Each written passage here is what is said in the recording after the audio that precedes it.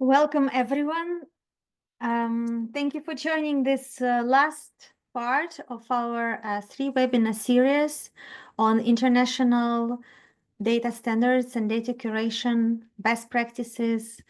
We are showcasing what we do in marine data aggregation, marine data services, generally in Europe and specifically for the Black Sea, and also the work of the important Marine Research Infrastructure Consortia, ERICS. We heard this morning from EuroArgo and EMSO, and this afternoon we are hearing from EMBRC and LifeWatch about how they manage the data and what kind of capacities they can also offer now or in the future for the Black Sea scientists. So I'm Dina Ibarkina. I'm Senior Policy Officer with EuroGOOS, which is the European part of the Global Ocean Observing System. It's a program of IOC UNESCO. And in this capacity, I'm as EuroGOOS, I'm among other things in the DOORS project, developing collaboration between the research infrastructures and EuroGOOS communities for the benefit of the Black Sea. So here we are in the third part of our webinars. Yesterday we discussed international open data best practices, the DOORS harmonization manual, and the DOORS system of systems. You will be able to rewatch this webinar or watch it if you missed it. This morning, as I said, we delved deeper into the essential ocean variables management for physical and biogeochemical parameters. And now we are about to start discussing biology and ecosystem parameters. But first, I just want to say a few words about the Global Ocean Observing Essential Ocean Variables, EOVs. So this EOV framework has been around in the global marine data and observations community for quite a while. And this was very helpful to start prioritizing and coordinating observations and really trying to understand which data we need most urgently, most importantly, and for which needs. So those EOVs are developed based on three criteria: whether they are relevant for the ocean services dedicated to climate change and climate knowledge, operational oceanography, and ocean health. So the relevance, feasibility, whether those observations are feasible, and the impact on decision-making, policy action, and broadly sustainable development. GOOS groups EOVs in three parts: essential ocean variables for ocean physics, such as temperature, currents, salinity. For biogeochemistry, that's the second, such as oxygen, nutrients, etc. And for biology and ecosystems, plankton, fish, mangroves, etc. So we are having an ocean which is extremely biodiverse. We know that 90% of the Earth's biosphere is in the ocean. So managing biology and ecosystem essential variables is absolutely paramount, but also the most complex of the three slots. So we are easier managing physics and biogeochemical data, often through automated methods, for example, of data collection, whereas for biology, it's yet another issue. So I'm very curious and interested to hear from our speakers today. We have with us for EMBRC, Cristina Pavlodi, and for LifeWatch, Martina Piglieri and Ifictia Zafesta. But you can pronounce your names better than I do. Let's kick it off. First, I want to just touch base with the audience. We are now at 16 participants. Usually people join throughout the webinar, and share with you one quick poll on Slido to see where you are coming from joining us today. Just bear with me 1 second. I will start it. And You can scan the QR code. That should do. Here you are. Scan the QR code, put in doors with the hashtag, and you will be able to access it.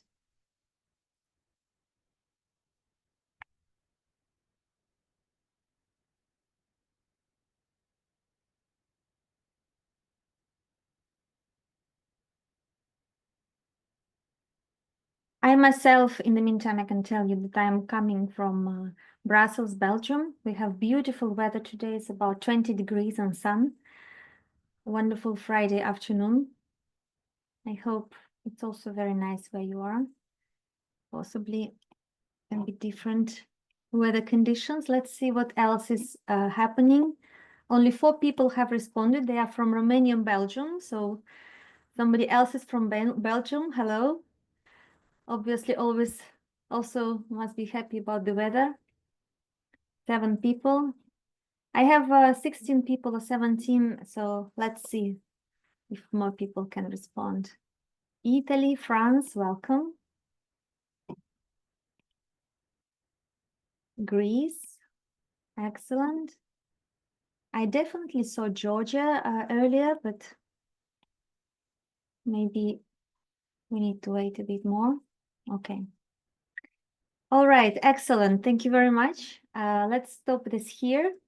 I can keep it running for a little bit, but I will stop sharing the screen. And now, Christina, you can kick it off.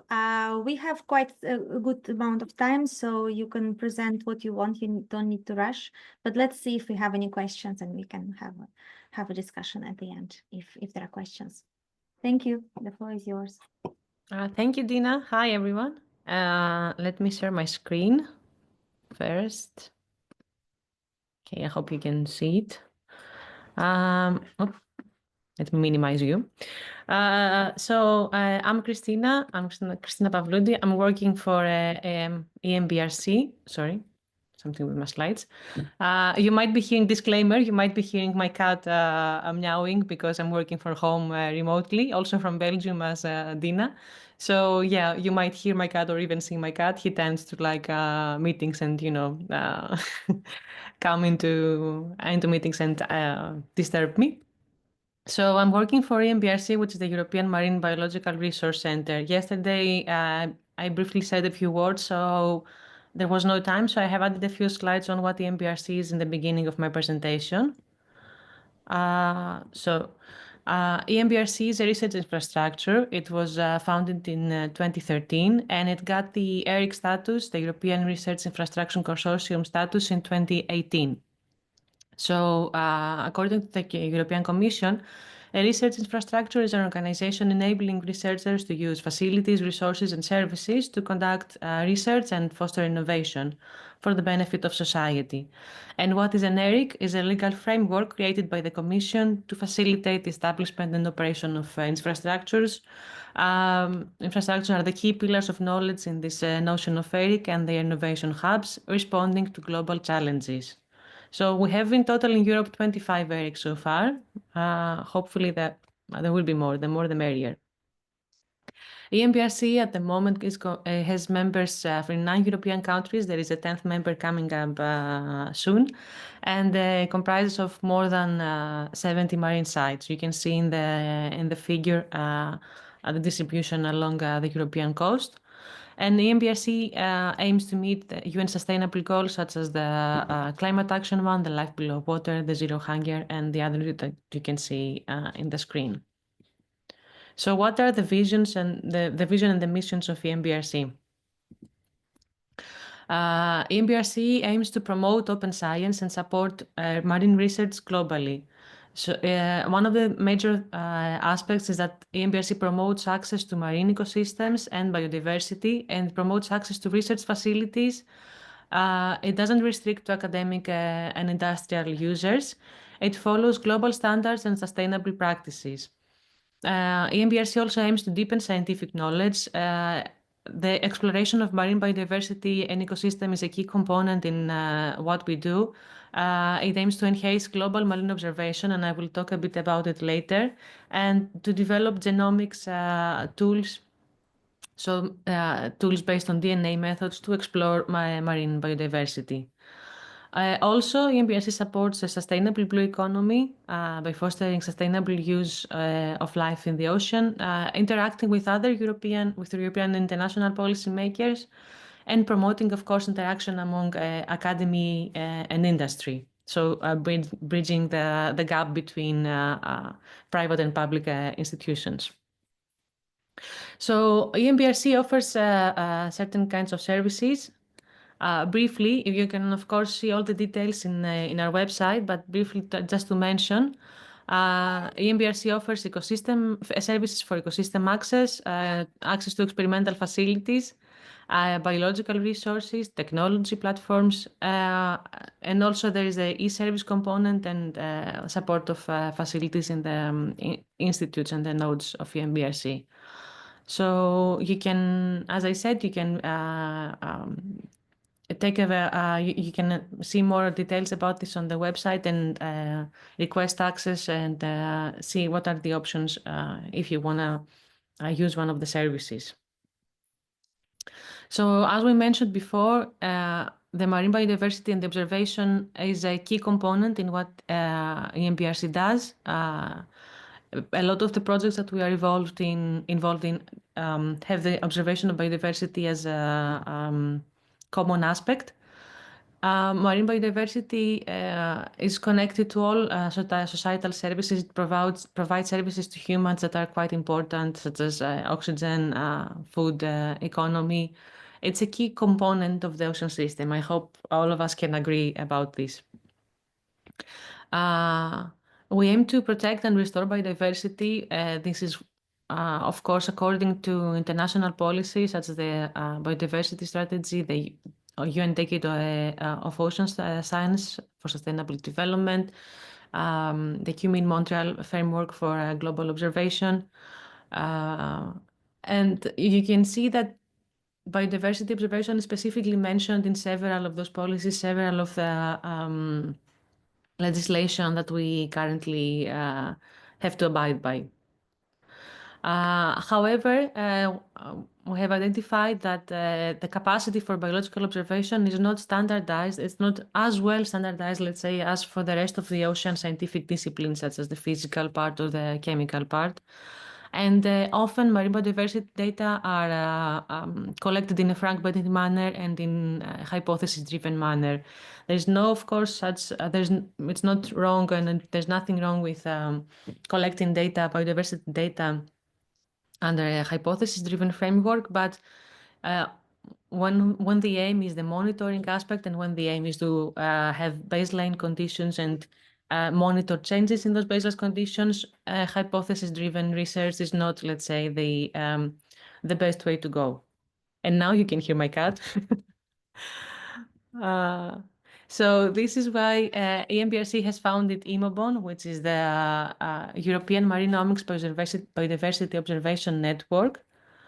IMOBON is the first such network in Europe, is the first coordinating genomic observatory. 9 countries participate so far, more than 20 partner institutes, and 17 marine sites. You can see in the map the locations of the marine sites that are participating in the IMOBON network. So what are the objectives of IMOBON? There is a long-term objective to collect biodiversity data for a minimum of 5 years. Currently, we are in the 4th year, so we are close to completing our first long-term goal. The second aim is to collect comparable biodiversity data. Standardized methodologies are a key aspect of IMOBON, are a key pillar, let's say, in its foundation. The other objective is to build a framework for genomic observation. So all the procedures, the handbooks, the standards that we're using, the regulations, all this is publicly available for other people to follow in case they want to create their own genomic observatory or they want to follow our methodologies. And of course, what Imobon does is that it contributes to the global biodiversity observation networks by being a part of the OMICBON and part of OBON. What we do links to other observation networks across the globe, and it enhances, let's say, the impact that we have. It takes it a bit a step further than the European level. So Imobon starts with sample collection. We collect samples from 3 substrates. We have the water column sampling, the soft substrate sampling, and the hard substrate sampling. For the water column, we sample every 2 months. We aim to target the microbial community, but we filter water using 2 specific pore sizes. So we have 2 size fractions. So the filters later on are subjected to shotgun metagenomic sequencing. So with shotgun metagenomic sequencing, for those that are not familiar, we get a glimpse not only of the occurrences of the taxonomy of who is out there, but we also get an understanding of what they potentially might be doing there. So like a glimpse into their functional repertoire. So for the substrates, again, we target the microbial community and we sample twice every 2 months, and we subject the samples to shotgun metagenomics. But we also target the myofauna and the microfauna of the benthic habitats. This is by collecting samples 2 or 3 times a year. And since in this case, we are mostly interested in the taxonomy of our samples, these samples are subjected to metabarcoding sequencing. So we selected 2 genes, C1 and 18S, and we sequenced those. They are pretty standardized as barcoding genes for metazoans. For the hard substrate sampling, we use the autonomous reef monitoring structure. They're called ARMS. You can see an example in the figure and in the image that you see on the screen. So in case you are not familiar with ARMS, they are a stack of plates, 9 PVC plates that we deploy on the sea bottom. We leave them deployed for a long term, for 12 months, so that organisms can attach to them. And then we remove them from the sea bottom. We take images, we scrape whatever has been attached to the plates, and then again we subject it into metabarcoding sequencing. So in this case, we take we know what is the community that would have attached to the hard substrate of the sea bottom, but without, let's say, in a less invasive manner, in the way that we don't destroy any natural hard substrates. This is why we deploy the ARMS. So all these details are included in the Imobon handbook. You can find it in the OBPS, the Ocean Best Practice system. You can also find it, of course, on our website, which you can download, and you can replicate our methods and use them in your own genomics observatory. So what happens after the data collection? So then comes let's say, the fun part of the sample processing. Part of the samples, I have to say this, are stored for the long term in the institutes that have collected them. So this is the biobanking aspect of Imobon, which is quite important because you never know when we might need to revisit those samples. We might need to revisit our handbook and use different methods in the future. And you cannot go back in time unless you have a very good biobanking happening from day one of your network.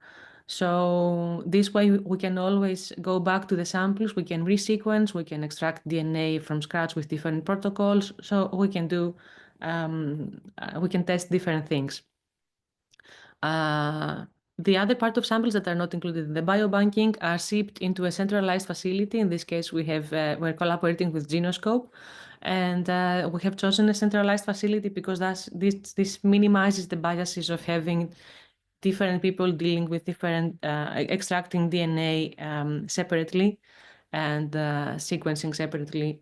So we have tried to organize this in a manner that we will reduce the bias in this process.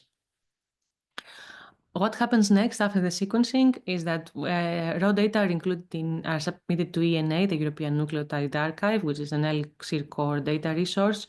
There is a level of quality control there, of course, and the metadata find their way into Eurobis and Imogen Biology, and of course, and also GBIF. Then the next step is the data publication. We had our first data publication recently. I will mention it also later. Then, of course, the data publication is just for the raw data so that people can know that the data are out there and not publicly available for anyone to use. But the data products, so what has come out of the analysis, are also submitted separately in Eurobis and, of course, modern biology. So this way we increase the data usability. We allow both experienced users to have access to the raw data and analyze them as they wish, but also researchers that don't have and stakeholders that don't have capacity to analyze the raw data, they can always access the data products that we include into Eurobis and Emodnet. So there is a heavy data management happening for all these tasks to be employed smoothly. You can see some information in our GitHub page for Imobon. You can see the structure that we have created, how we deal with data management aspects from the sample collection to the submission of the sequences to ENA. You can see also the data landing page. You can take a visual notion of how we package our data and metadata in a fair manner. Fair principles are all across, let's say, Imobon and all across EMBRC.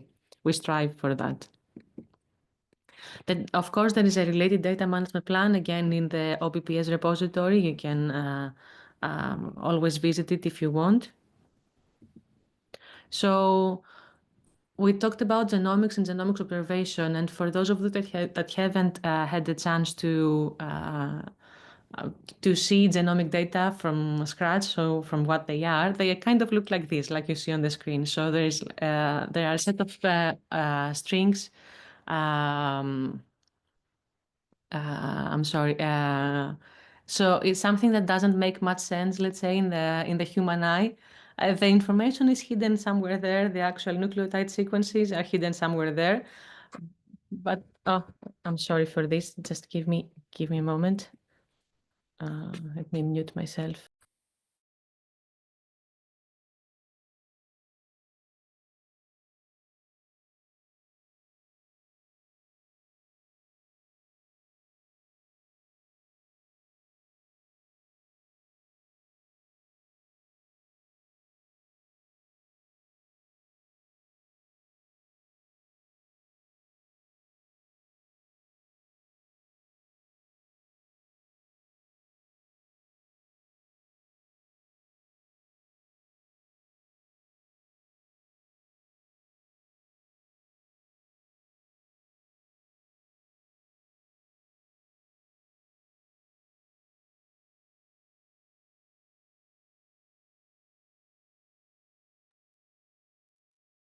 Okay, no problem. A minute.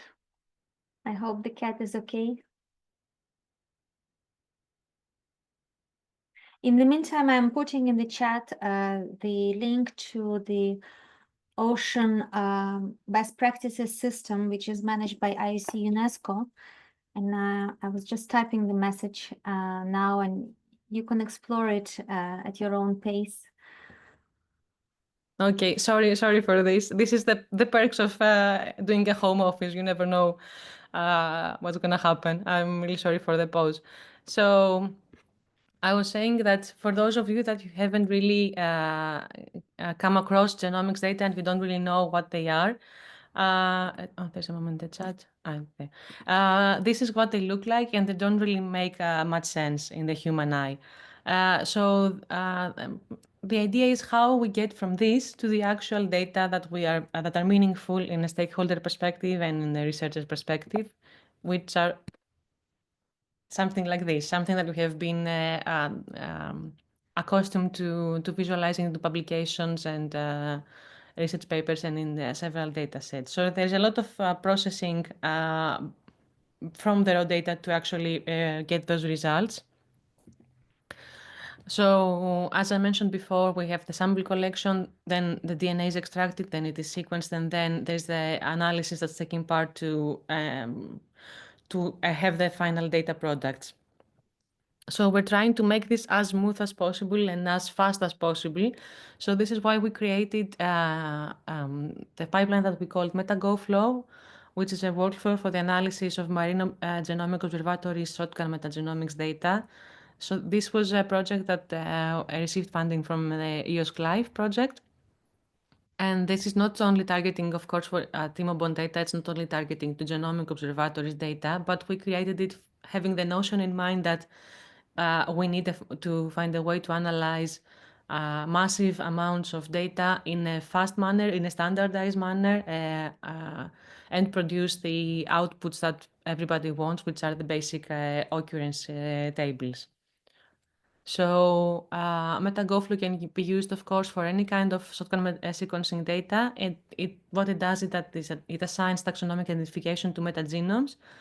And it's based on the Magnify pipeline, because we cooperated with Magnify for the creation of the pipeline. What we also do is that we have cooperated with LifeWatch to create a pipeline for identifying invasive species from the metabarcoding sequences. So you can also find it online and use it for your own data. Again, this was designed to be to be analyzing the sequences from the arms, so from the hard substrates, because they have a tendency to capture invasive species in a better way. Let's say this is what we have seen so far from our results and from the results of other people working with arms. But again, this doesn't mean that the pipeline cannot handle any type of metabarcoding data. So what it does is that this analyzes raw data and it produces the final outputs, what we call OTU tables or ASV tables, if you're familiar with the terms. And then what it does is that it highlights invasive species that might be found in your samples. And this is done based on the WORMS and the REIMS database, so the World Register of Introduced Marine Species. So as I mentioned before, the data products eventually find their way into Eurobis and EMODNet, and this is happening because of the DNA data-derived extension of the Darwin Core archive. So this wasn't possible to be done in a standardized way until some years ago when this extension came to exist. So this is what actually makes it possible for us to document all the processing that we do for our sequences, all the bioinformatic analysis, the way that we have done the taxonomic identification, the way that we have done we have added the taxonomy in our sequences. So this is how we can, this is, let's say, the best way to store analyzed the final output from the metabarcoding pipelines into repositories such as OBIS or GBIF. Yeah, if you want, you can take a look. There are also examples of the ARMS data that are already there in OBIS, so you can find them and you can see how we have built the Darwin Core archive and the files that were needed for the submission. So as Dina mentioned in the beginning, this session was about the essential variables for the biological and ecosystem perspective. You probably all know that essential variables were built under GOOS, the Global Ocean Observing System, and they aim to deliver early warnings, to assessments, and to protect, again, the ocean as a whole. So EOMOBON and the way that we are the way that we have built the protocols, the way that we are doing all the work is aiming to deliver information related to certain EOVs, specifically regarding the biology and ecosystem category of EOVs. And I would say that it can provide information about phytoplankton, zooplankton, fish, and even mammals, because we are dealing with environmental DNA. We can have from a small sample, we can take a glimpse into the whole community in the ocean. And of course, it can help to provide information about the microbial EOV and the invertebrate EOV, especially regarding the invertebrate, especially regarding the soft sediments and the Mayan macrofauna and the arms. So we can contribute into those EOVs with our ideas and our implementation. So you can see here in the screen some information about Imobon, about data release and publications. You can see the first data release that we did in ENA, in the European Nucleotide Archive. There was a related data paper. There are also several publications for ARMS, and especially regarding the identification of non-indigenous species into the ARMS samples, and also the publication of MetaGoFlow for our workflow for analyzing the sequences that I mentioned before. So I think this is my last or my next to last slide. What we have done in the DOORS project is that we have tried to employ the Imobon protocols in the Black Sea, because we didn't have so far any data from the Black Sea. We don't have any stations, let's say, included in Imobon from there.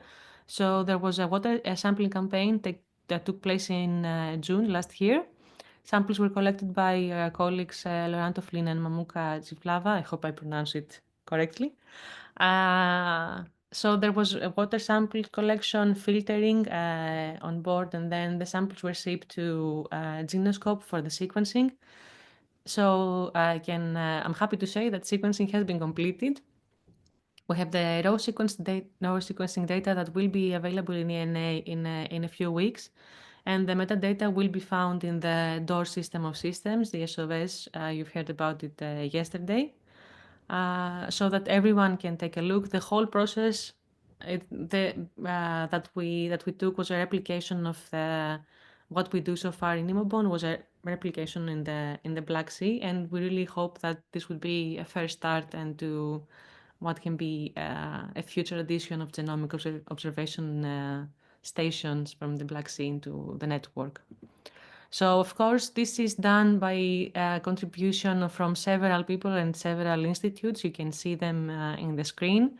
It's not a one-person job for sure. And all the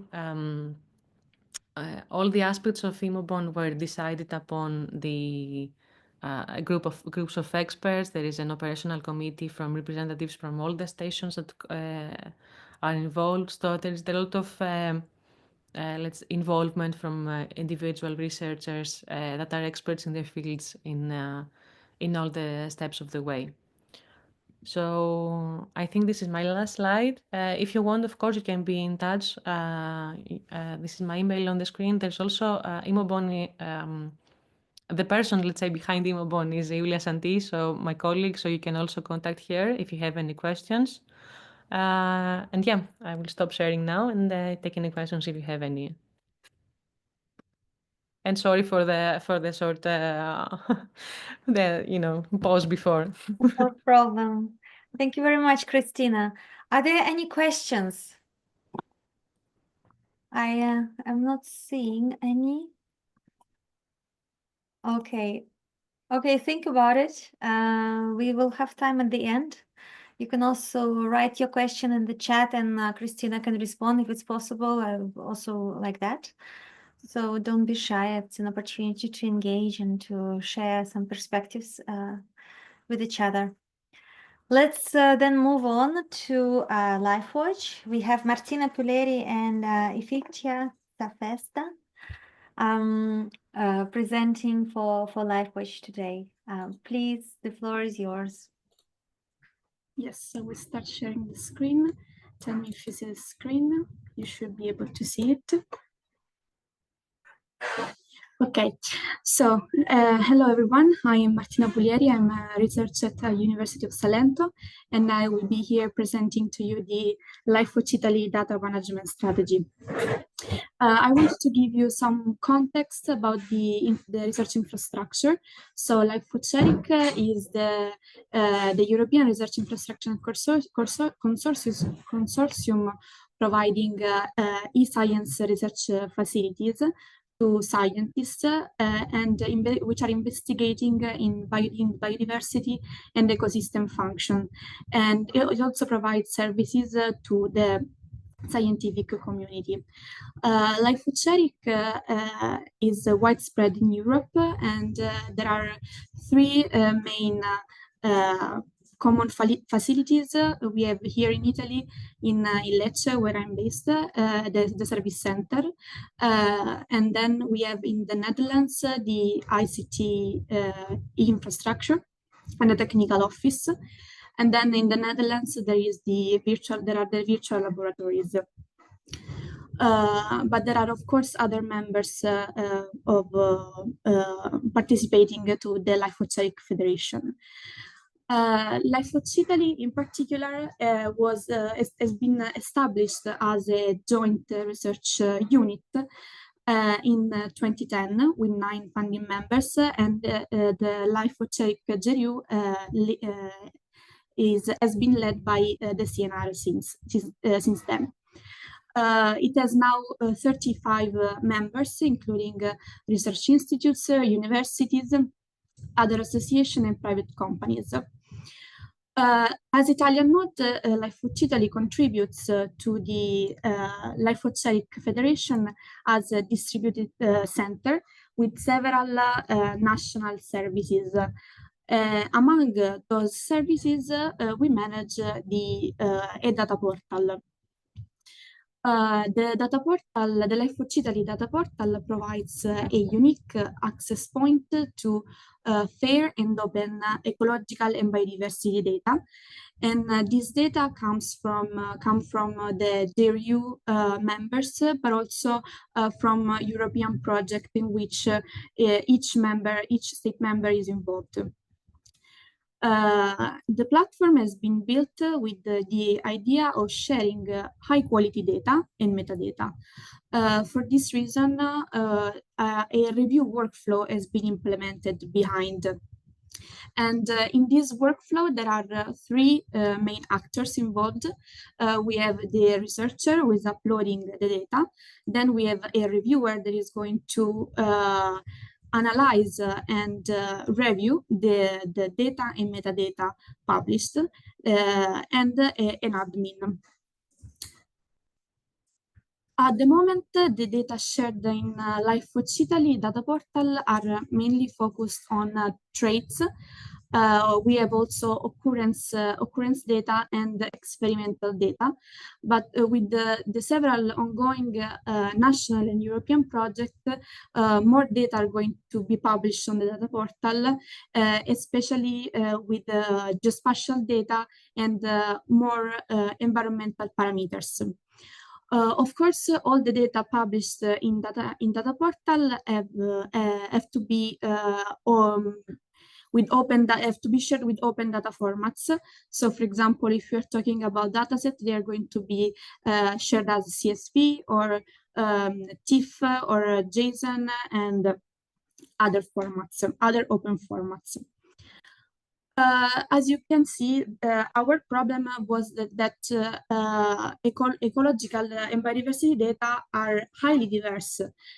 Firstly, in content, because as we have seen, we have traits, occurrence, abiotic data in general, and others.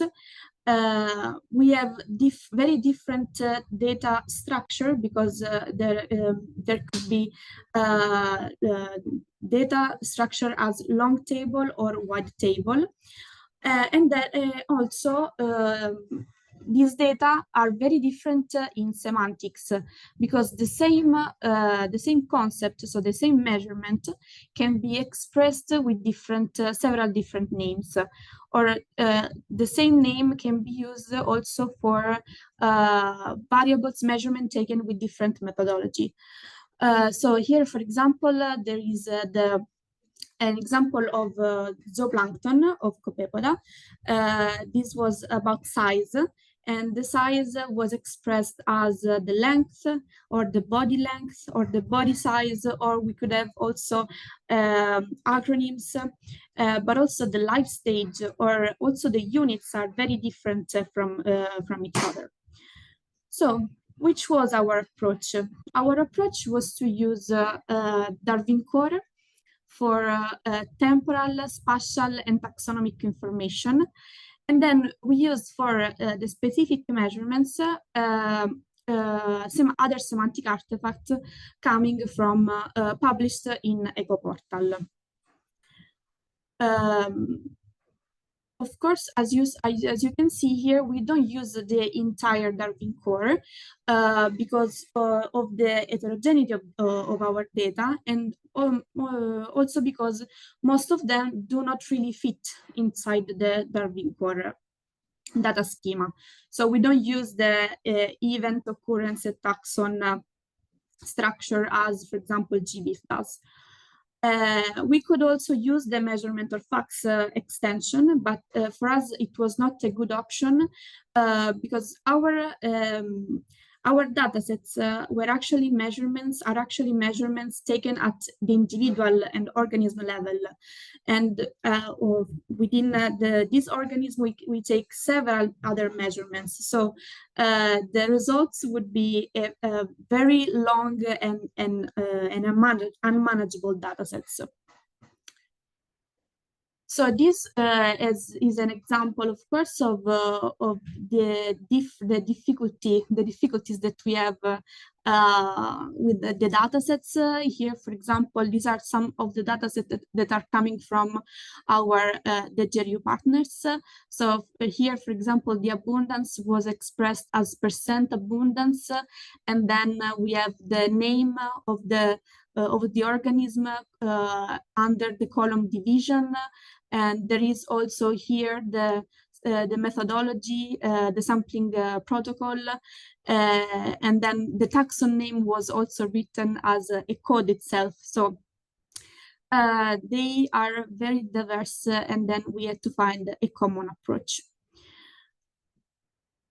So once the data are ready to be published inside the data portal, user need to be logged in inside the data portal, and they will be redirected to a page in which they have to describe the data set. As in research infrastructure, Lifewatch has chosen the ecological metadata language version 2.2.0 as a metadata schema for describing ecological data, but my colleague will go into more details about this. There is also a data curation and validation workflow inside the data portal. So, for example, especially for the biodiversity and occurrence data, we will have a taxonomic check embedded inside the data portal, and the user can check their taxonomic information against the global species databases that we have integrated inside the data portal, such as worms or catalog of life, or they can even check it against a built-in backbone of Italian species created by Italian taxonomists. So here are just few screenshots to show you how it really works. So here there is a button that is going to start the taxonomic check. So here you have just to define the row and column delimiter. Then in the second step, you have to select the domain and then the environment. So the environment, brackish, freshwater, marine, terrestrial. And then here you can select, of course, the backbone to use, the Italian or the global. Then there is a job that is going to be run, and at the end, this is the result that is going to be displayed. So you will have the no match and the match with warnings. And on top, you will see the percentage of the matches. Once all these validation, data and metadata validation process have been performed, the researcher is ready to request the publication of the dataset. And then in this case, the workflow that I told you at the beginning starts. So the admin of the system receive an email, and a notification about the request, the publication request, and then is going to select a reviewer. The reviewer is going to receive the notification from the admin, and he can either approve or reject the dataset with the notes, of course, that are going to be sent to the researcher. Or the reviewer can also decline the review, and this dataset is going to return to the admin, and then the admin can choose another reviewer. We have also a workflow for assigning the DOI to the dataset. So after the validation from the reviewer, a DOI can also be assigned to the dataset, and it can be displayed inside the search, the browse page. This is my last slide, and it's about how can the research can go out, let's say, of LifeWatch, because the data, the metadata that are published in the data portal are harvested by the metadata catalog of LifeWatch Italy, and then also to the LifeWatch ERIC one. And the metadata catalog of LifeWatch ERIC is a EOSC node. And in this way, data can reach a bigger audience, allowing the researcher to really be discoverable and accessible by a wider community. And now I stop sharing, and because my colleague will do the second part. Let me.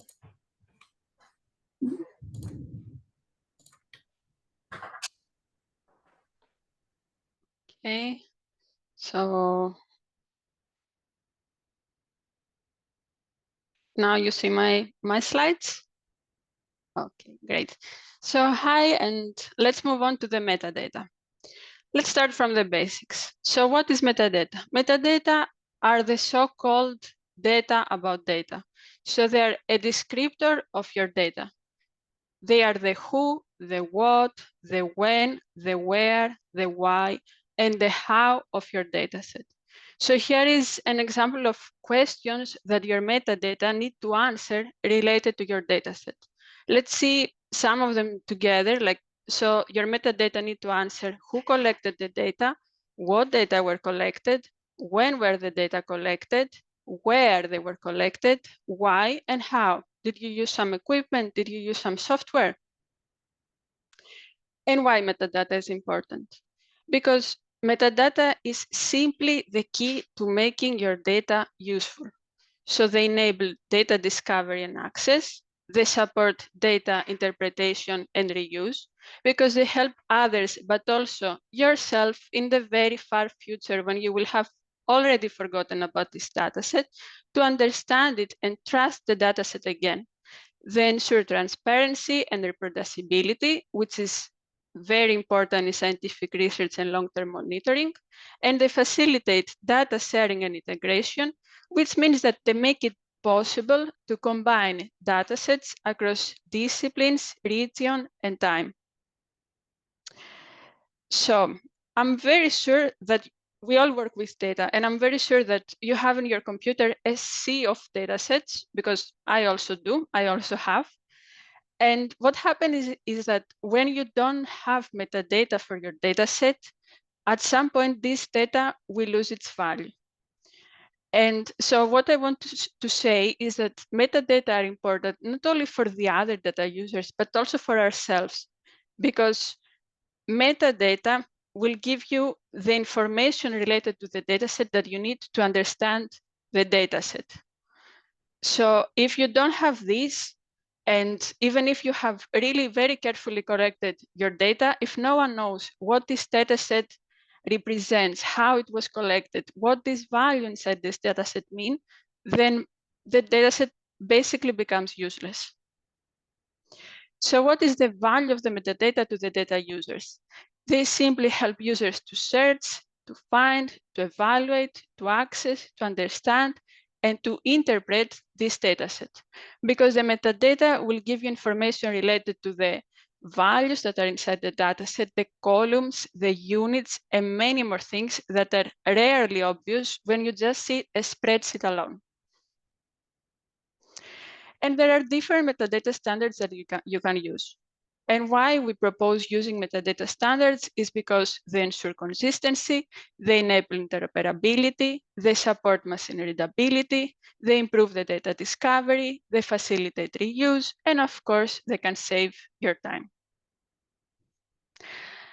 Now, let's take a step back and let's look at the bigger picture. So we talked about what is metadata, why they're important, why we propose to use metadata standards, and all of this lead to the FAIR principles.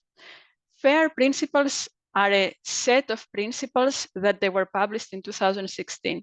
And FAIR stands for findable, accessible, interoperable, and reusable. So let's see what each of these principles requires in order to be achieved. So for having findable data and metadata, you need to have persistent identifiers, rich metadata related to your data. They have to be stored in some indexed data repository, and you need to add these persistent identifiers in your metadata. For having accessible, you need to use standard communication protocol, which is open and free. You need to use authentication when it's really necessary, and the metadata should always be available. For interoperable, you need to use control vocabularies that are fair, and you need to have linked metadata. And for reusable, the metadata need to have multiple attributes so that they really can thoroughly describe your dataset. You need to provide usage license, you need to describe the origin, the provenance of this data, and you need to follow some community standards. So, I'm sorry.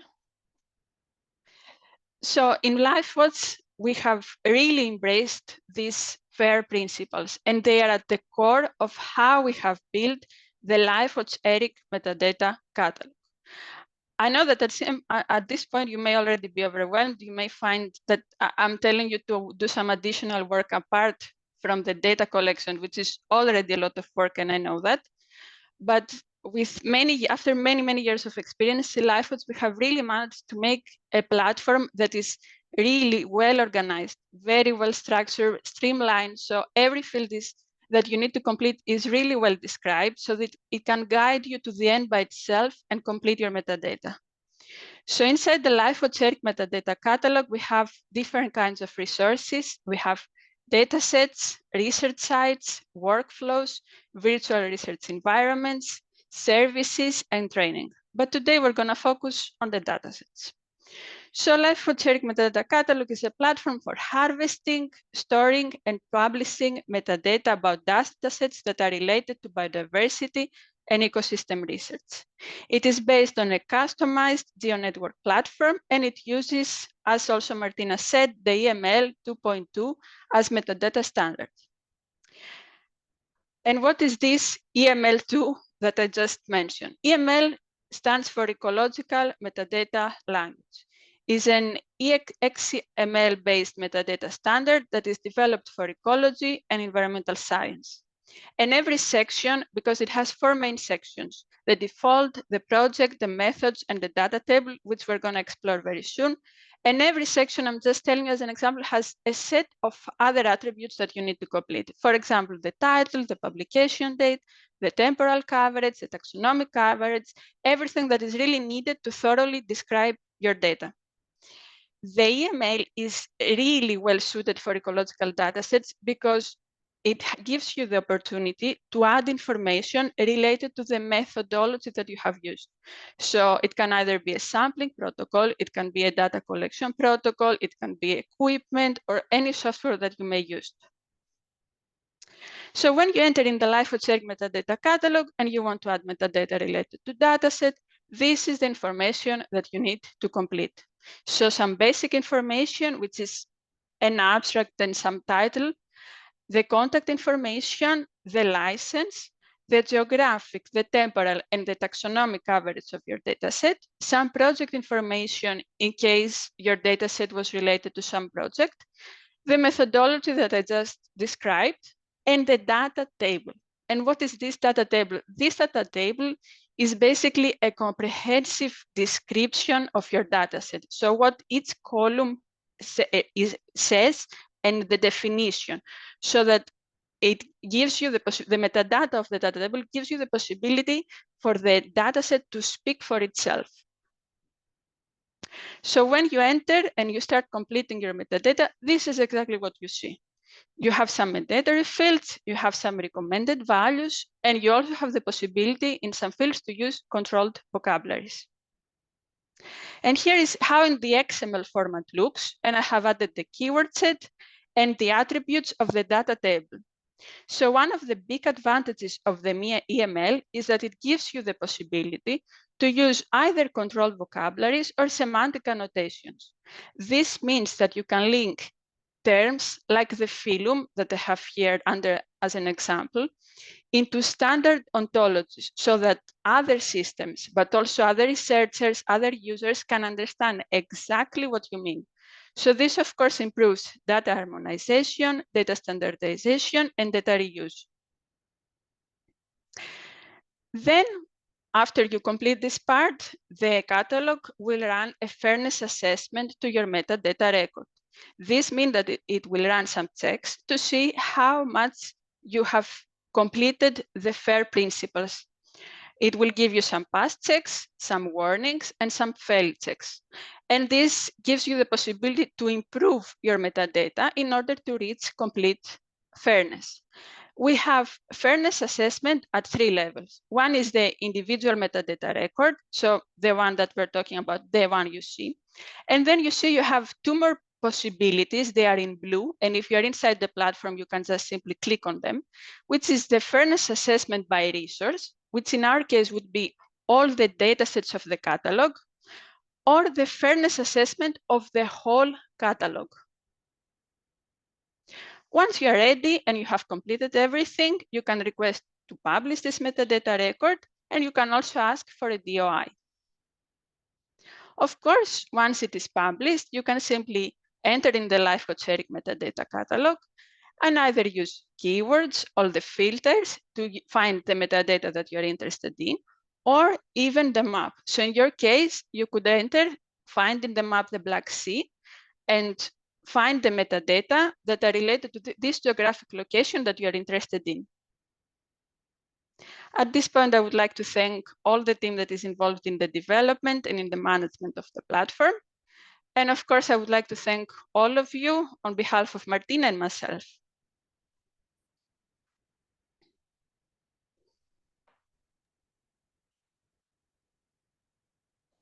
Thank you. Thank you very much.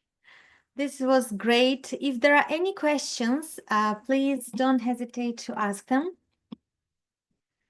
I have some questions. You mentioned just now the importance of all the 3 of you, the importance of fair data, and that's actually the question for the 3 of you. what are the major challenges for you to actually publishing fair data? How do you go about it? Should I start? Please go ahead, Christina. For us, yes, FAIR is something that is all across EMBRC works, EMBRC's work and Imobon.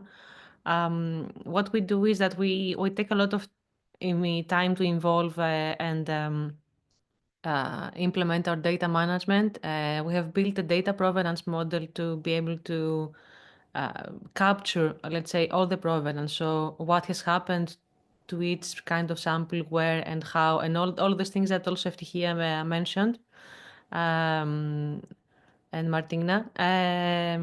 We are using repositories and initiatives that are well known, and they are, let's say, the best in their fields to store this information. We are taking all the steps of the quality control that we can automate, and we can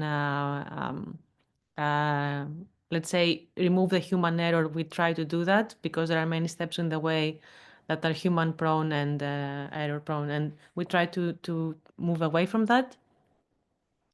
Yeah, let's say I think in a nutshell, this is it. It takes some time, let's say, to ensure that your data are fair, but it's something that is it's quite important because the vast majority of data sets out there are not fair.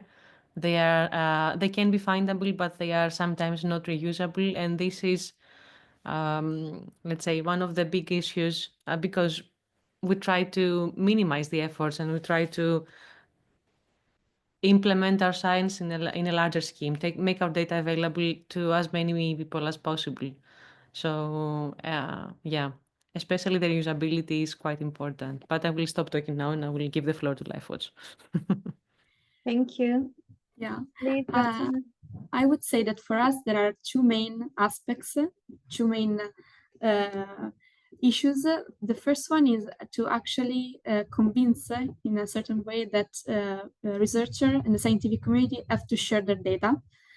So the data mobilization part is quite challenging, but also to produce fair data and metadata is challenging itself because it requires a lot of time. And as Ftihia was showing in the slide, metadata to be fair have to meet several criteria.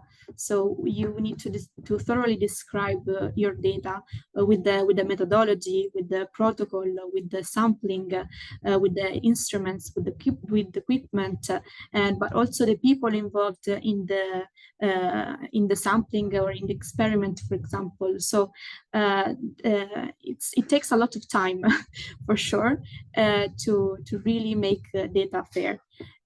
So yeah, this is our take. Thank you. And how do you encourage people to actually take that time?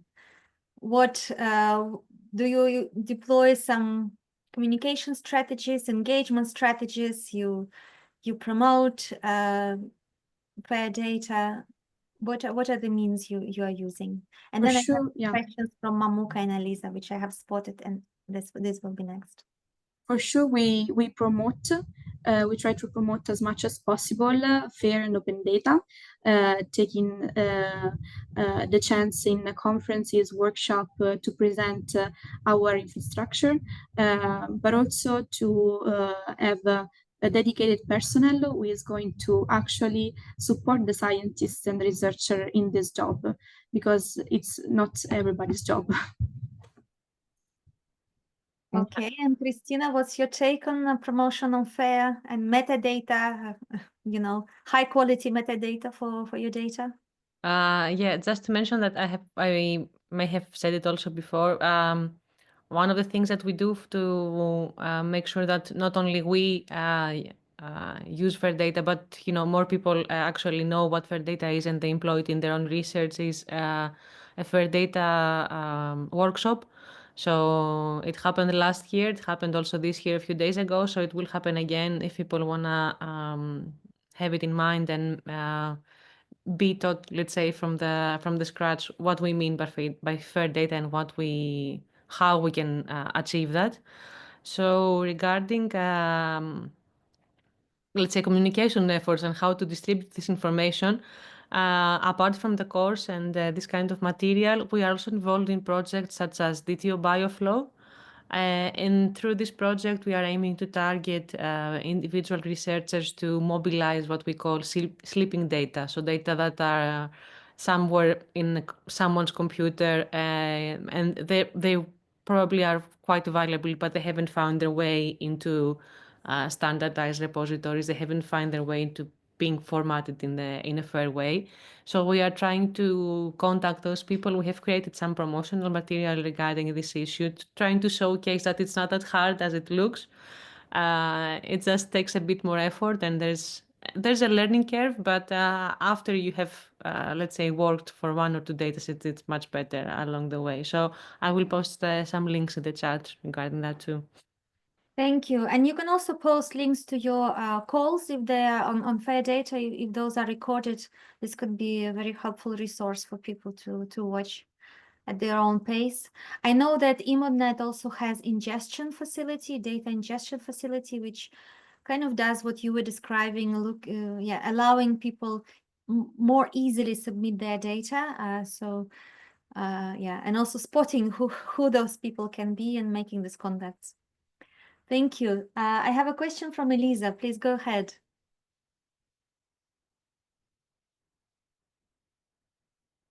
Elisa, if you want to ask. Yes, it's a bit of the connection. I wanted to.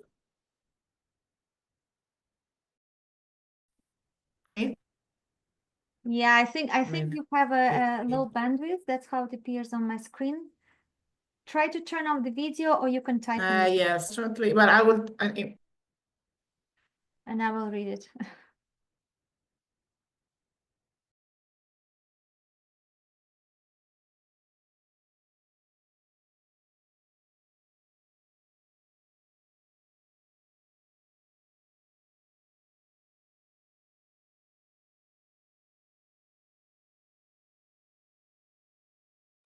All right. GitHub or the one beside the infrastructure, because not all the institute have the possibility to work on that.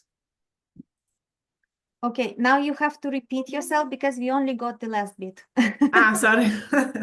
No, I was just wondering if you, as working with fair data and metadata, if you encourage the use of repositories instead of supplementary material, where often these data are listed. Very often they're not accessible because the link are not working or simply they are difficult to reach. Thanks. Yes, if I may pop up, of course, adding your data in supplementary files in the publication is not fair, because they may be there, but they are not findable, because they're not easily accessible for everyone. So yes, people might do it and people might think that it's good enough, but it's not the best, certainly not the best way to go. You have to use international repositories. You have to find, there are several types of repositories. It can be generic ones, it can be specific ones. I personally prefer the specific ones if you're dealing with a particular type of data, and there is already an existing repository for that. For example, this is why we use the European Nucleotide Archive for sequences. We don't submit sequences in generic repositories such as Zenodo, Fixer, and Dryad. Some people do that, but it's not, let's say, the best way to go. So having metadata entries in catalogs is also one way to go. Yeah, this was actually what we extensively discussed about in the Fair Data course that we had a few days ago. Yeah, I'm not sure if there's material that I can share from that one, but yeah, definitely supplementary files publication is not fair.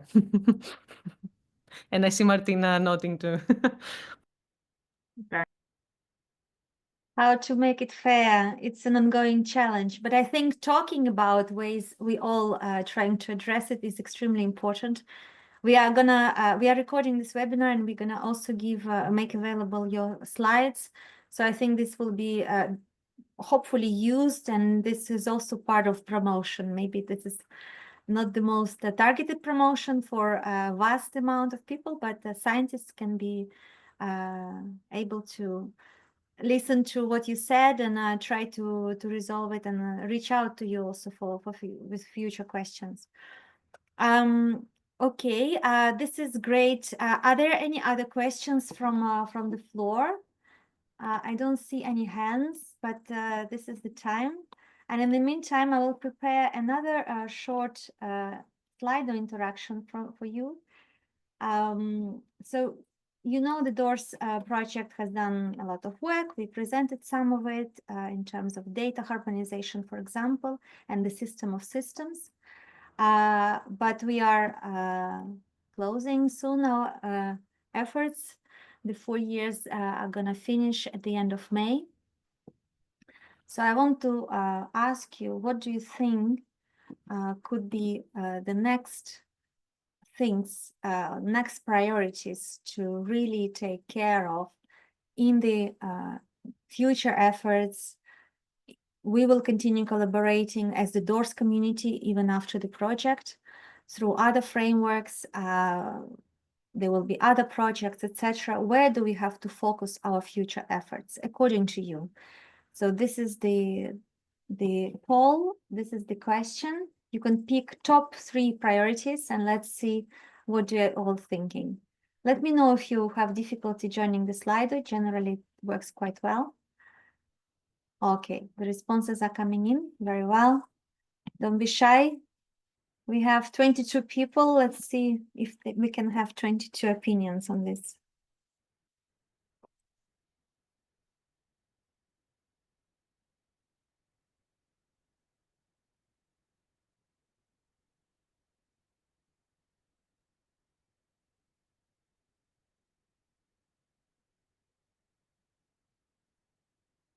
In the previous session, also, the regional partnerships were highlighted for data sharing. If you are able to join us for the last DOORS conference, the final conference for stakeholders on 5th and 6th of May this year in Bucharest, please do. We're going to address data also at this conference. We will have co-design or stakeholder workshops, if you like, to really dig deeper into different results and develop some sets of priorities for the next steps. So this is a little save the date for you. Excellent. Harmonizing sampling and measurement methods, bridging gaps between the in situ monitoring, remote sensing, and modeling, also very important. Advancing the adoption of FAIR principles is not the top priority, even though you would say that this is really, really one of the ones that underpins many other things. But of course, you need a lot of partnerships and collaboration when you can promote those priorities and share those practices among ourselves.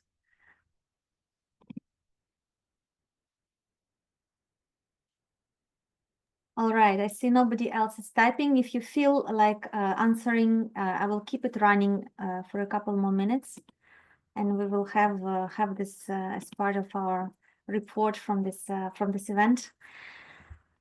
Unless there are any more questions, I think we can wrap up a tiny bit earlier than planned, but that's good because it's Friday afternoon, and in Brussels the sun is shining, and I hope you have fantastic things to do this weekend.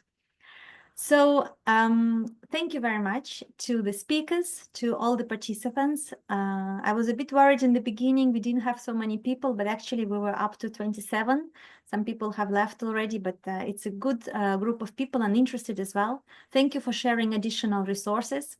I remind you that everything will be available from today, morning session, this session, and yesterday's afternoon session on the DOORS lifelong learning platform, which is hosted by LifeWatch Eric. So you will discover everything there. And thanks to LifeWatch, here I can say it personally for sharing this platform for us. Watch the space on DOORS social media. We are very active on LinkedIn in particular, but on all social media, you can find us as DOORS Black Sea. And the website, of course, you will see all the announcements there, and also the release of this course, of these webinars as a course on the training platform will be announced on all these platforms. So thank you so much. I see DOORS colleagues putting on their videos to say goodbye to the participants. Thank you for the effort, and I hope we can see each other very soon and discuss FAIR data and how to enable it better for the Black Sea and beyond.